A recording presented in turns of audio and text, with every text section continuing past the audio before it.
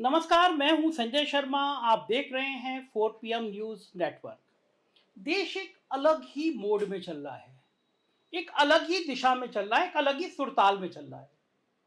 एक राज्य में दंगा होता है, हरियाणा में मुख्यमंत्री कहता है कि मैं किसी को, हर एक को सुरक्षा नहीं दे सकता, मतलब अपना रायता खुद संभालो। एक मणिपुर है, महीनों से जल रहा है, मुख्यमंत्री कहता है हमें फौज की, सिपाहियों की जरूरत ही नहीं है, पुलिस हम खुद ठीक कर लेंगे। और दूसरी तरफ हमारे प्रधानमंत्री जी हैं, चाहे मणिपुर जले चाहे हरियाणा जले, उनको मुंह से बोलना ही नहीं है, संसद में आना ही नहीं है, उन्हें संसद पसंद नहीं है।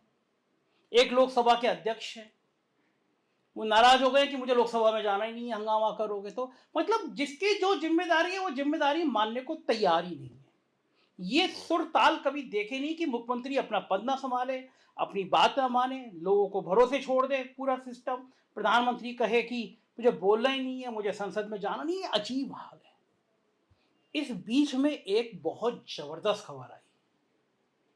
जबरदस्त खबर आई कि मुकेश अंबानी के चैनल इतना जहर क्यों फैला रहे हैं और प्रधानमंत्री जी के लिए क्या काम कर रहे हैं कि प्रधानमंत्री जी सबको छोड़कर उन पर न्यौछावर हो जा रहे हैं।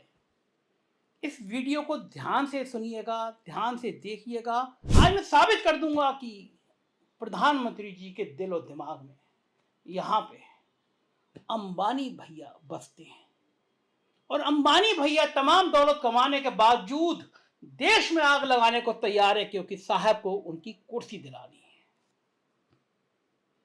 साबित करूंगा, सुनिएगा। देश के जिन दो राज्यों में हिंसा की आग लगी हुई है, दोनों जगह भारतीय जनता पार्टी की डबल इंजन सरकार पूरी तरह से फेल हो चुकी है। लोगों की जानें जा रही हैं, महिलाओं बेटियों के साथ बर्बरता की जा रही है, वहीं हिंसा का तांडव है। मगर साहेब के दिल में तो उनके दोस्त बैठे हैं। कांग्रेस आरोप लगाती है ना, हम दो हमारे दो। साहेब के प्रिय अंबानी जी इस हमारे दो में एक ऐसे विशिष्ट व्यक्ति बन गए हैं जो अपने चैनल से जहर उगल के साहब के हित में काम कर रहे हैं। गनीमत है कि अडानी भैया का एनडीटीवी अभी जहर नहीं उगलना, ये काम अंबानी संभाल रहे हैं। इन राज्यों के आग लगी हुई है, लेकिन उन राज्यों और देश की सरकार हाथ पर हाथ रख के बैठी है। देश के प्रधानमंत्री ऐसे खामोश हैं, उनका देश में ही नहीं, उनका देश ही नहीं है ये, वो किसी और देश में है। अमेरिका चिंतित है कि भारत में क्या हो रहा है। G20 अगले महीने होने वाला है, दिल्ली के पड़ोस के राज्य आग में झुलस रहे हैं। प्रधानमंत्री को लगता है कि जिन राज्यों में हिंसा हो रही है वो इस देश के राज्य ही नहीं है। यही वजह है कि देश जल रहा है, लेकिन प्रधानमंत्री जी देश में लगी इस आग को बुझाने की जगह अपने मित्रों का भला करने में और उन्हें फायदा पहुंचाने में लगे हैं। प्रधानमंत्री मोदी जी अपने मित्र का कितना ध्यान रखते हैं ये हम सभी जानते हैं। दोस्ती निभाने के लिए इस बार भी उन्होंने अपनी सत्ता और कुर्सी दांव पर लगा दी है। ऐसे में देश जल रहा है तो जले, लेकिन साहब अपने अमीर उद्योगपति को मुनाफा दिलाने में लगे हैं। अपने इस करीबी उद्योगपति को लाभ पहुंचाने के लिए साहब सरकार की ओर से नए नए आदेश और नियम कायदे कानून लाते रहते हैं। ऐसा ही एक आदेश साहब ने फिर ला दिया है, जिससे फायदा होगा तो सिर्फ और सिर्फ उनके परम करीबी परम मित्र की कंपनी अंबानी को। दरअसल आज देश की मोदी सरकार ने एक बड़ा फैसला लेते हुए लैपटॉप और कंप्यूटर के आयात पर प्रतिबंध लगा दिया। ये प्रतिबंध HSN 874 कैटेगरी के तहत देश में आने वाले प्रोडक्ट्स पर लगाया गया है। इसमें अल्ट्रा स्मॉल फॉर्म फैक्टर वाले कंप्यूटर और सर्वर शामिल है। वाणिज्य और उद्योग मंत्रालय ने इस संबंध में नोटिफिकेशन जारी करते हुए बताया कि प्रतिबंधित किए गए इन सामानों के आयात के लिए वैध लाइसेंस लेना जरूरी होगा। अब कहने को सरकार ने इस तरह लैपटॉप और टैबलेट के आयात पर प्रतिबंध लगाने का निर्णय मेक इन इंडिया को बढ़ावा देने देश हित में लिया है। ऐसी सरकार बातें करती है। सरकार जब भी कोई बड़ा कारनामा करती है तो देश हित पहले सामने ले आती है। अभी तक HSN 8741 के तहत आने वाले laptop, tablet, all in one personal computer समेत अन्य सामानों का आयात आसान था, लेकिन अब सरकार कह रही है कि हमें मेक इन इंडिया मजबूत करना है, इसलिए उसने इन पर प्रतिबंध लगा दिया।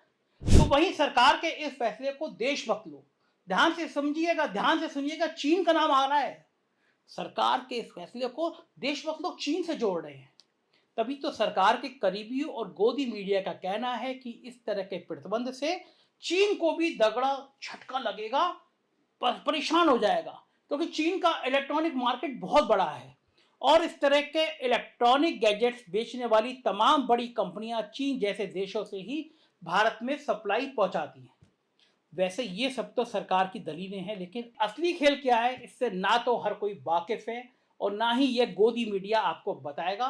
तो हम बताते हैं कि अचानक लिए गए फैसले और लैपटॉप और टैबलेट के आयात पर तत्काल प्रभाव से लगाए गए प्रतिबंध की असली कहानी क्या है।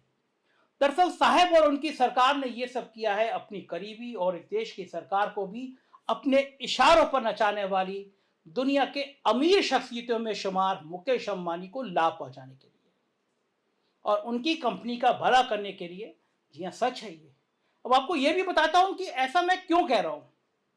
शायद आप लोगों ने ध्यान ना दिया हो, लेकिन अभी 2-3 दिन पहले अंबानी साहब की कंपनी रिलायंस जियो ने नए लैपटॉप और टैबलेट लॉन्च किए हैं, जिन्हें कंपनी ने सबसे सस्ते टैबलेट और लैपटॉप बताकर लॉन्च किया है। रिलायंस जियो ने जियो बुक नाम से ये लैपटॉप लॉन्च किया है। आपको याद रहना चाहिए, जियो बुक को पहली बार पिछले साल इंडिया मोबाइल कांग्रेस में लॉन्च किया गया था। कंपनी का कहना है कि जियो बुक को खास तौर पर छात्रों के ध्यान में रखते हुए लॉन्च किया गया। इस जियो बुक में जियोएक्स ऑपरेटिंग सिस्टम दिया गया है। सबसे खास बात यह है कि जियो बुक की बिक्री 5 अगस्त से शुरू हो रही है। तो आप समझे ना, आखिर क्यों मोदी सरकार ने तत्काल प्रभाव से लैपटॉप, कंप्यूटर, टैबलेट के आयात पर प्रतिबंध लगा दिया। इस पूरे मामले का खुलासा करते हुए कुणाल शुक्ला ने ट्वीट किया है। उन्होंने लिखा है, 2 दिन पहले ही मालिक मुकेश अंबानी की कंपनी जियो ने लैपटॉप लॉन्च किया और आज ही उनके चौकीदार मोदी ने देश में लैपटॉप आयात पर प्रतिबंध लगा दिया। मतलब मजबूरी में देशवासी सिर्फ मुकेश अंबानी से ही लैपटॉप खरीदेंगे। मैं हर बार कहता हूं, बार बार कहता हूं कि 2 गुजराती देश बेच रहे हैं, 2 गुजराती देश खरीद रहे हैं। 9 वर्षों से यही चल रहा है। इस बार East India company Adani Ambani के देश को गुलाम बनाने आई है। इसमें डिटेल में उन्होंने सब कुछ कह दिया। यानी यह प्रतिबंध ना तो किसी देश हित में लिया गया और ना ही इस फैसले का उद्देश्य चीन को किसी तरह का झटका देना है। इस फैसले का प्रमुख लक्ष्य साहब के परम करीबी मुकेश अंबानी और उनकी कंपनी को लाभ पहुंचाना है। जिससे विदेश में आने वाले लैपटॉप और टैबलेट पर प्रतिबंध लग जाए तो लोग मजबूरी में फिर जियो के लैपटॉप और टैबलेट खरीदेंगे और इससे सीधा फायदा पहुंचेगा अंबानी साहब को और उनके फायदे में ही हमारे देश के प्रधानमंत्री जी का फायदा है। साहब को इससे कोई मतलब नहीं कि जनता को फायदा होगा या नुकसान, उसे सामान ज्यादा कीमतों पर मिलेगा या कम। साहब को मतलब है तो सिर्फ अपने करीबी अंबानी भैया को फायदा पहुंचाने और उनका भला करने में, फिर भले जनता जाए भाड़ में। यानी साहब सरकार से लेकर कारोबार और सरकारी प्रोजेक्ट सब में सिर्फ गुजरातियों का ही राज चाहते हैं, ताकि हर तरफ से इस देश को लूट खसूट कर खोखला किया जा सके। क्योंकि सरकार भी अपनी है, सरकार के उद्योगपति भी अपने हैं, सरकार के बाहर बैठे अमीर उद्योगपतियों के दिल और दिमाग में भी साहब ही है।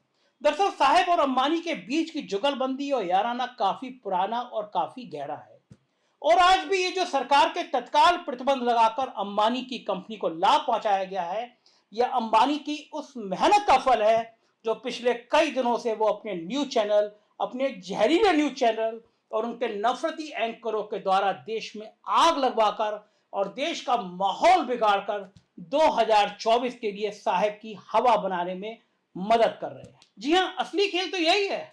पिछले कुछ दिनों से देश में नफरत फैलाने, देश का सांप्रदायिक माहौल बिगाड़ने में अगर गोदी मीडिया के चैनलों में कोई सबसे आगे चल रहा है तो वो मुकेश अंबानी साहब का चैनल हमेशा आगे ही रहता है, फिर आगे है, जिस पर दिन रात चमन चौपड़ा, गुल्लू देवगन जैसे सरकार के पालतू चमचे आकर अपने कार्यक्रमों के जरिए देश का माहौल बिगाड़ने का काम करते रहते हैं। अंबानी के ये जहरीले चैनल पर आप हर समय हिंदू, मुसलमान और देश में नफरत फैलाने वाली खबर ही देखेंगे। आज अगर हरियाणा जल रहा है उसका काफी हद तक श्रेय इन नफरती एंकरों और नफरत फैलाने वाले इस चैनल और उसके मालिक यानी अंबानी साहब को जाता है, क्योंकि अंबानी के चैनल पर दिन रात ये हिंदू मुसलमान करते रहते हैं। अंबानी कुछ नहीं बोलते। तो अब ऐसा तो हो नहीं सकता कि अंबानी को अपने इन चैनल के इन पालतू एंकरों के बारे में पता ना हो, ये सब अंबानी की सुनते ना हो, ये संभव नहीं है। लेकिन असल में ये सब हो ही रहा है अंबानी और साहब यानी मोदी जी के इशारे पर, क्योंकि इसका सीधा लक्ष्य है 2024 में साहब को फिर से किसी भी तरह सत्ता में लाना, क्योंकि साहब जान चुके हैं कि 2024 में उनके लिए सत्ता की राह काफी मुश्किल हो चुकी है। इसलिए अब वो देश में नफरत और हिंसा की आग लगाकर देश को हिंदू मुसलमान के बीच बांटने में लग गए हैं। और साहब का ये काम कर रहे हैं उनके इन करीबी मित्रों के न्यूज चैनल, जिसमें साहब के पालतू चमचे बैठकर दिन रात देश के माहौल को बिगाड़ने का काम करते हैं, ताकि अगर देश में हिंदू मुसलमान हो जाए, देश में दंगे हो जाए और नफरत की आग चारों तरफ फैल जाए और 2024 के चुनाव में साहब इन सब का सीधा फायदा उठा सके।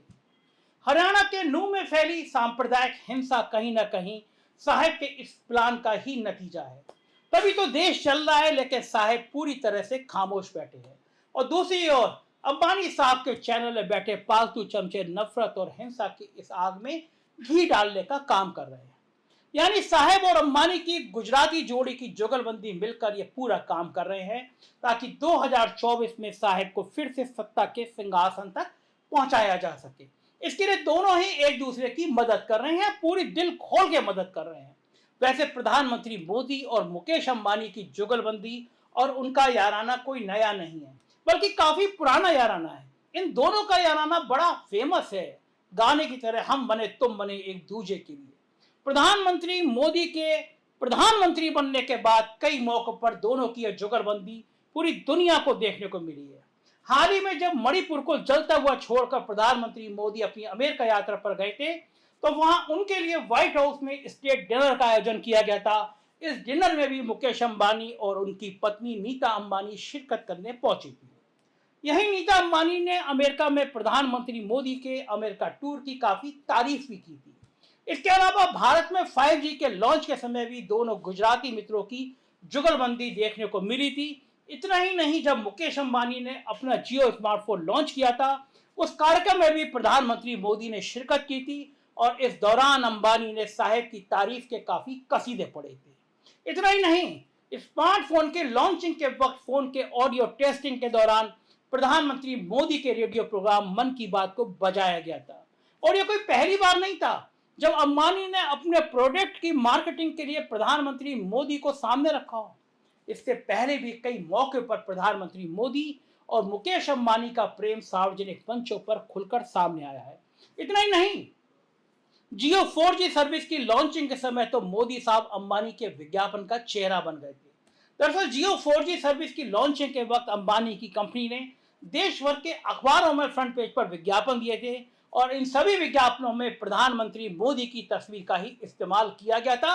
लोग चौंक गए थे कि कोई प्राइवेट आदमी, कोई उद्योगपति प्रधानमंत्री की तस्वीरों का अपने व्यापार के लिए कैसे इस्तेमाल कर सकता है।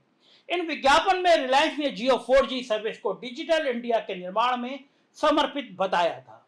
यहां मैं आपको यह भी याद दिला दूं कि प्रधानमंत्री के लिए किसी भी तस्वीर के इस्तेमाल के लिए पहले परमिशन लेनी पड़ती है, यानी ये सब मोदी जी की जानकारी में उनकी मर्जी से हुआ था। इसके अलावा अक्टूबर 2014 में प्रधानमंत्री मोदी रिलायंस ग्रुप के HN रिलायंस फाउंडेशन अस्पताल के उद्घाटन कार्यक्रम में पहुंचे थे। तो वहीं जब सरकार ने नोटबंदी की थी, तब भी मुकेश अंबानी ने इसका समर्थन किया था। यानी कई मौकों पर साहब और अंबानी की जुगलबंदी देखने को मिली है और दोनों का मकसद एक दूसरे को लाभ पहुंचाकर अपना भला करना है, फिर उसमें भले देश और जनता की कुछ भी हालत हो जाए। मतलब साफ है कि मोदी और अंबानी की यह गुजराती जोड़ी की जुगलबंदी देश को बर्बाद कर देगी और हिंसा की आग में जलाकर सिर्फ और सिर्फ एक दूसरे को फायदा पहुंचाती हुई नजर आ रही है। इससे भले देश की जनता मरे या उसका जो भी हाल हो, वो ना तो देश के प्रधानमंत्री जी को दिख रहा है और ना ही दुनिया की अमीर शख्सियतों में शामिल मुकेश अंबानी को। दोनों के इस खेल में साहब को अपनी कुर्सी दिख रही है और अंबानी को अपना कारोबार, लेकिन भुगत रहे मेरे और आपके जैसे हजारों लाखों करोड़ों लोग। पता नहीं इस मुल्क को किसकी नजर लग गई, तो देश में हमको ये हालात देखने को मिल रहे हैं कि जो तुमको हो पसंद वही बात करेंगे। हम सच बोलेंगे, डंके के चोट पे बोलेंगे। देखते रहिए 4PM, ये आपका अपना चैनल है। राज्यों की खबरों के लिए हमारे दूसरे channel 4PM UP, Bihar, Gujarat, Maharashtra और कर्नाटक को भी सब्सक्राइब करिएगा। शुक्रिया, थैंक यू।